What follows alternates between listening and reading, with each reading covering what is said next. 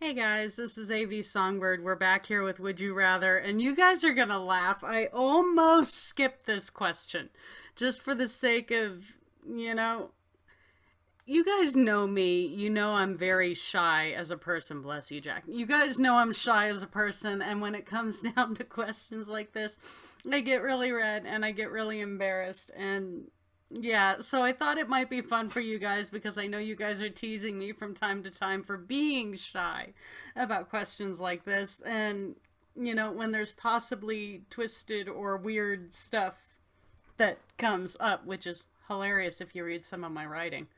Don't ask. You're safer that way.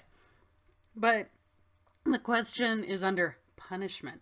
Would you rather be tarred and feathered or whipped and chained? Waiting for the cat calls to die down because I know you guys out there have your mind in the gutter sometimes, like I do.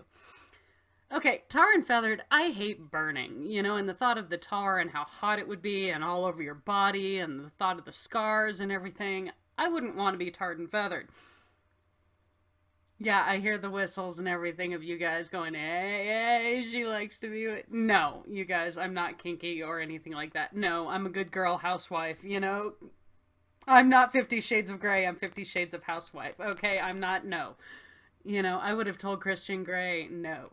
But, I'm so yeah.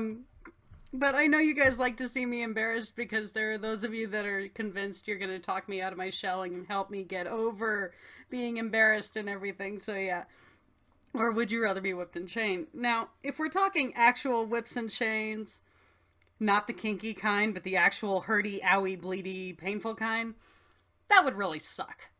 Because if you're being whipped, you're going to have those scars forever and you're going to bleed. And then if they get infected, with me being an EMT, I immediately go to what, the cleanup and everything would be. If it's for fun,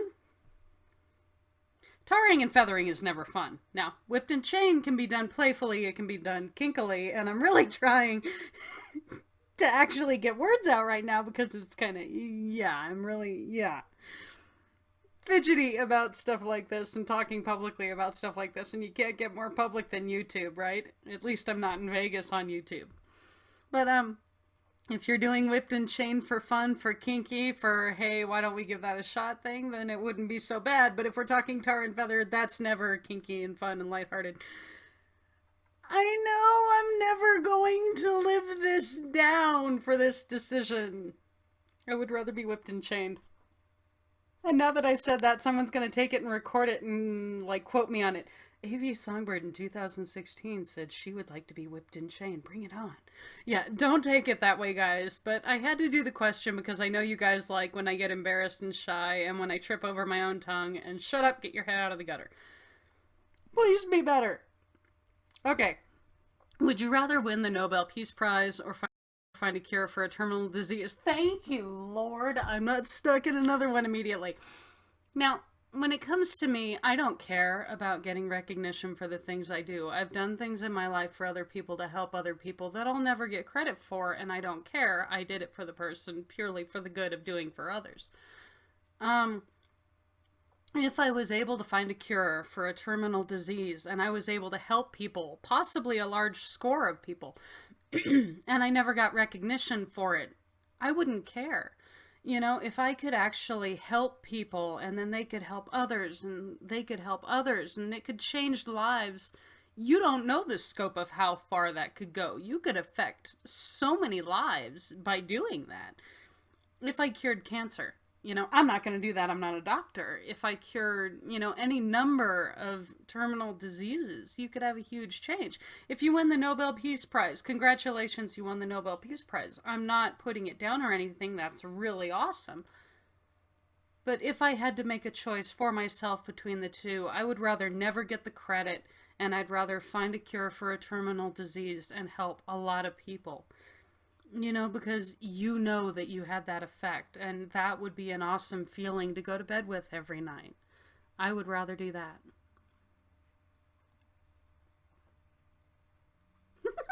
Would you rather only speak in questions or only speak in movie quotes? I've always loved movies and music and books. My entire life, half of the conversations I have, I spend half the conversations anyway quoting music and movies and books or breaking out into a song in a conversation just because it happened to fit. Or if I hear someone say something that's a line in a song, I'll kind of giggle and sing it to myself. But my husband laughs, and one of the things that I do that just irritates the ever-living hell out of him is I'll ask him questions and I'll start with the word why. And I didn't even notice I did it until he brought it up recently in conversation. He goes, why do you always go, well, why? And then ask me what you want. And I didn't even notice. And I laugh. It's like the Socratic method, where they ask you a question and then you answer them back with a question just to keep the conversation going and to turn the conversation back on them. It's called the Socratic method, I think. It's a philosophy thing. I have a brain. But as nice as it would be to get your questions answered, there's sometimes you just want to have a conversation. You don't want it to be in questions. As many movies as I've seen and stuff, and as big a vocabulary I have of movie quotes and everything, I could speak in movie quotes forever. Laugh! My husband noticed I quote The Walking Dead all the time. I quote movies I've seen all the time. I quote books all the time, songs. So I could do that forever. Yay, majority. This one should not be called computer sacrifice. This one should be called hell. Would you rather never touch a computer again or never touch a person of the opposite sex again?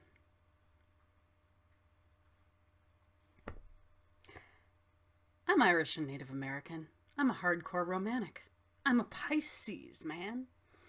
I am a very romantic type of person. I love to cuddle. I love to hug. I love to sit curled up on the couch and watch movies all night, man. I love to, different things. I love contact. I love not talking sex-wise, just intimacy-wise. I love contact. I'm a big-time hugger.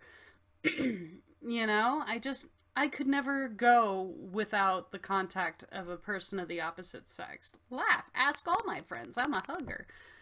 But, to never touch a computer again.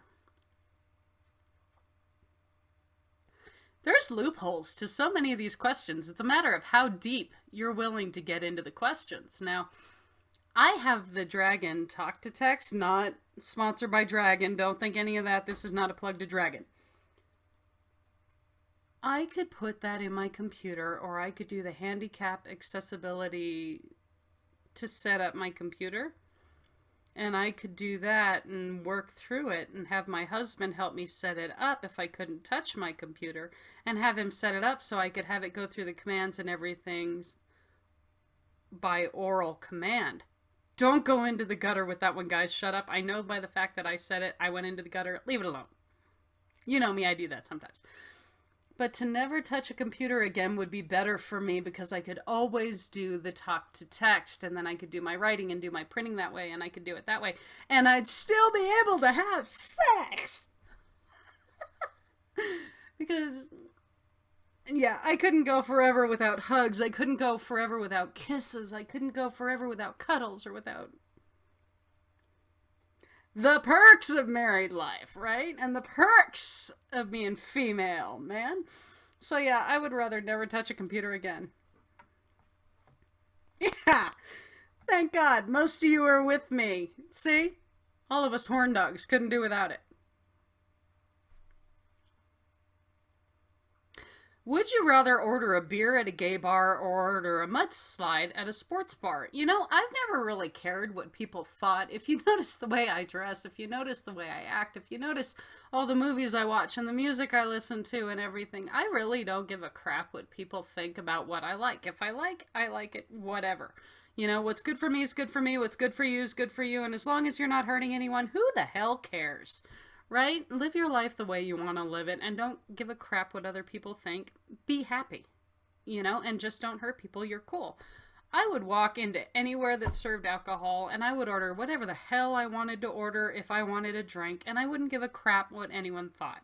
So I could walk into a gay bar and order a beer. I wouldn't care. I'd be out on the dance floor dancing with everyone. I wouldn't give a shit. I'd just have fun. I would go to a sports bar and order whatever the hell I wanted. which is funny because I'm not into sports, so I wouldn't be watching the screen anyway. I'd be in conversation. Hopefully not about sports. But I would order either one. I wouldn't give a shit. As far as one drink or the other, I prefer mudslides. I love Kahlua. You know, it's really good. The coffee and the chocolate. I love Kahlua. You know, and mudslides are so damn good. It's almost like a milkshake. I absolutely love the flavor of it.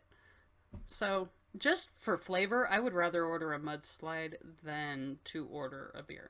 And if I just did a faux pas, if I just screwed up because that's like some kind of term I'm not aware of, yeah, I'm naive about some things, you guys. I was taking that as the drink, the mudslide, or as the drink, the beer. I don't know if there's any kind of phraseology I should know, or... If you were a screen character in real life, would you rather be James Bond or Doctor Who? I just started watching Doctor Who within the last year. I think it was the middle of last year I started watching it. One of my aunts is a huge Whovian, an actual completionist Whovian. She's seen all of the episodes. She knows it all. And me wanting to be completionist, I'm a completionist anyway. I went back to the original classic Doctor Who, the black and white ones, the old ones, the short ones. And I started with the original Doctor. And I'm like 14 or 15 seasons into the classic Doctor Who now and watching all the way through. Tom Baker's the man. I have friends trying to get me to crochet his scarf, and I laugh. I could do it. I love to crochet. But Tom Baker is the man, and, you know, there's so much creativity, and there's so much imagination involved, and all the characters, they say what you will about the old Doctor Who, you know, the black and white ones, and the outfits, and how it didn't have CGI from today. You know what? For the time, it was really amazing. And all the imagination and the open-endedness and the fact that it could go anywhere and any time and be anything and do anything. And the regeneration, sorry for the spoilers if you're not watching it. It's not a new show. But I love anything with creativity and imagination and anything that's different. And the fact that it's so different and there's so much possibility. If the TARDIS showed up in front of my house tomorrow and he told me, come on, get inside, I would friggin' go. You know, just because it would be amazing and things would go wrong and things would get screwed up. But just to go, that would be a once in a lifetime opportunity. You know, and it would be so cool and different and out there. And I love that. So getting a chance to be a part of it, if it was actually real, or to be James Bond. I've never had a martini. I've never wanted a martini. Yeah, you'd be the super spy. You'd get all the people. If I were James Bond, I'd be a man. I'd get all the women. You know, I'd be James Bond as a woman, get all the men. You know, but I've never really wanted all of that. The flash and the cash and all the people to want me. And, you know, I'm not that kind of person. But getting to be Doctor Who would be so cool because you'd get to go everywhere and do everything. I'll do one more, I think, because this video is running a bit longer. Yeah. Okay, you guys, this is going to be the last question. My camera just skipped. This is going to be the last question for me, and then I'll do one for you guys like I always do, because I like to get you guys involved. Part of me wants to do a stream of this so we could sit and go back and forth and have the conversation about it just to debate it. That would be fun, I think. But it's up to you guys, too. Would you rather do tea or coffee?